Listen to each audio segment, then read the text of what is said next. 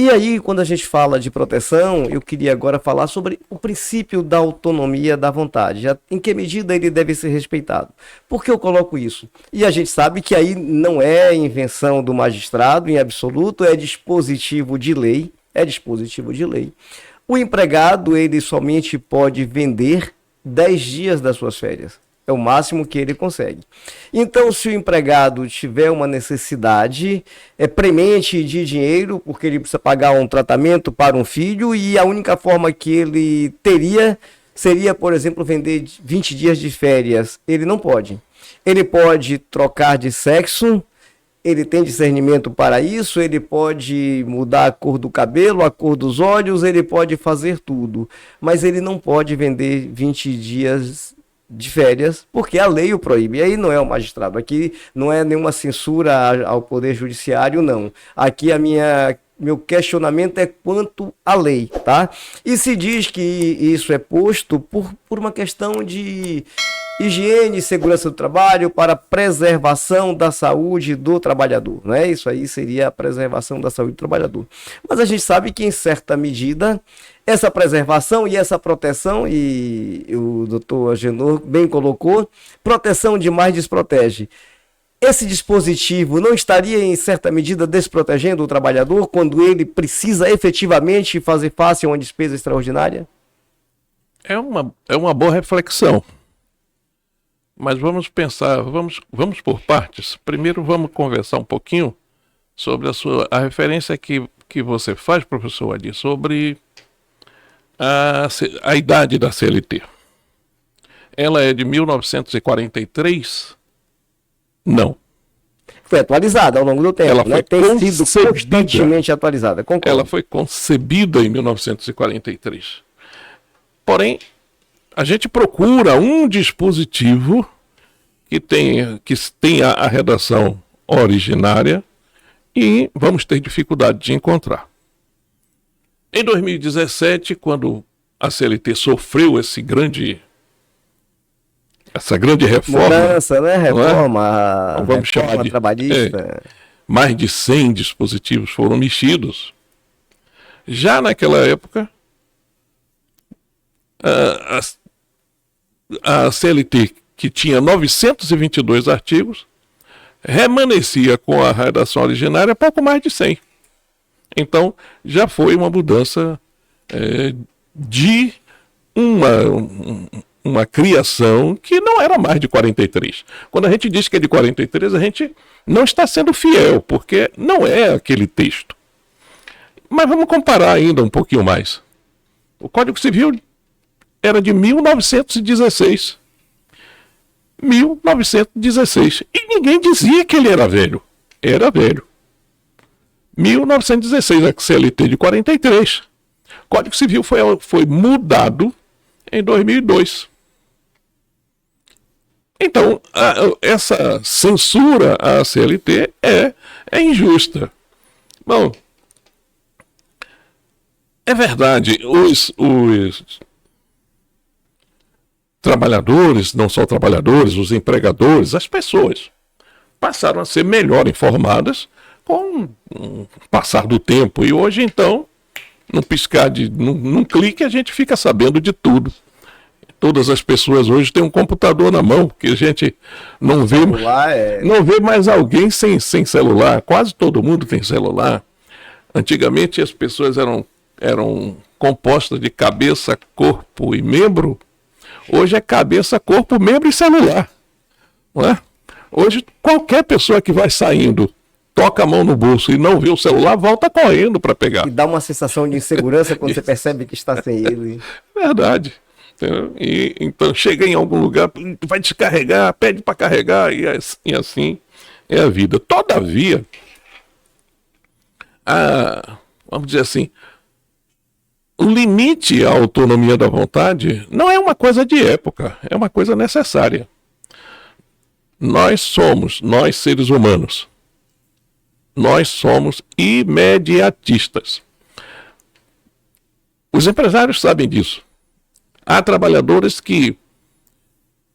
E aí a crítica aos trabalhadores. Há trabalhadores que não se esforçam no que estão fazendo para que o empregador lhe permita trabalhar extraordinariamente para ganhar hora extra. Isso é verdade. Ele faz o chamado corpo mole para quando acabar a jornada dele, ele já tem que fazer hora extra para ganhar hora extra. Isso acontece. Quantas são as pessoas que preferem efetivamente trabalhar em ambiente insalubre para receber insalubridade? É um absurdo, mas a gente sabe que isso acontece. Ele prefere estar trabalhando em ambiente insalubre para receber mais alguma coisa. Agora, isso é o ideal? Claro que não é o ideal.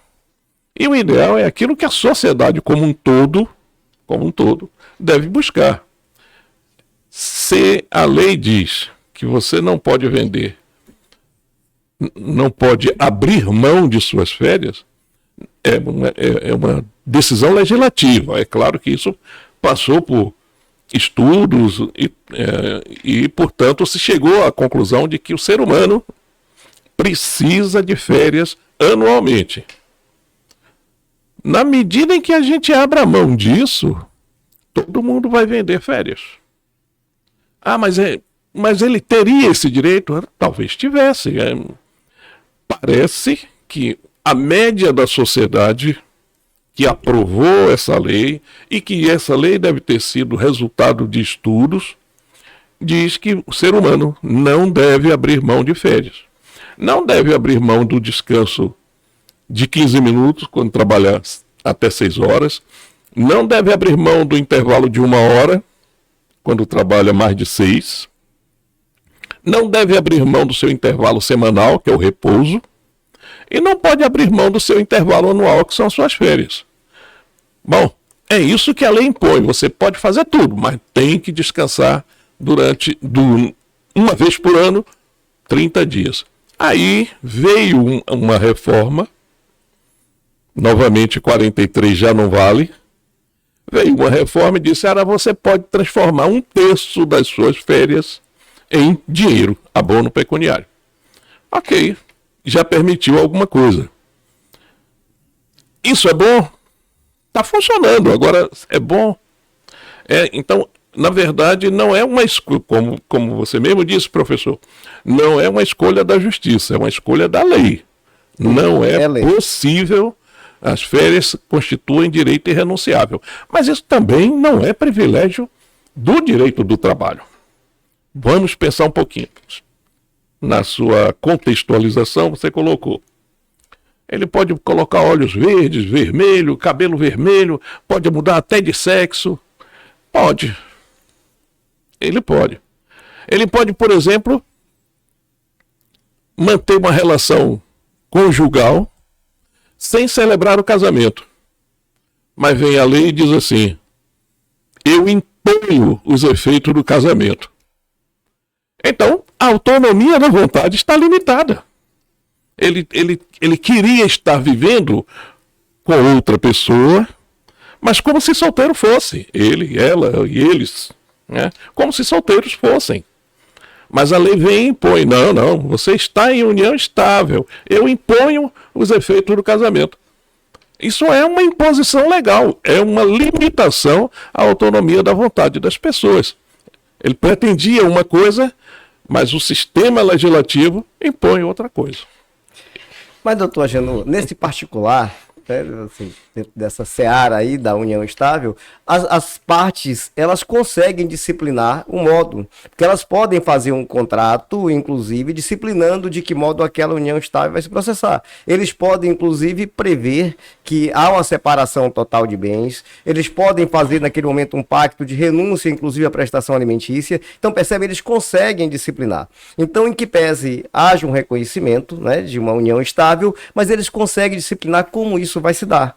Com comunhão parcial de bens, com separação total, com renúncia a alimentos. E quando eu coloco essa questão de que o trabalhador ele não consegue decidir, deliberar sobre a própria vida com relação à venda das férias, eu também acho, porque vou colocar aqui o seguinte exemplo, se isso não seria até um diferencial, uma perda diferencial competitivo, tá?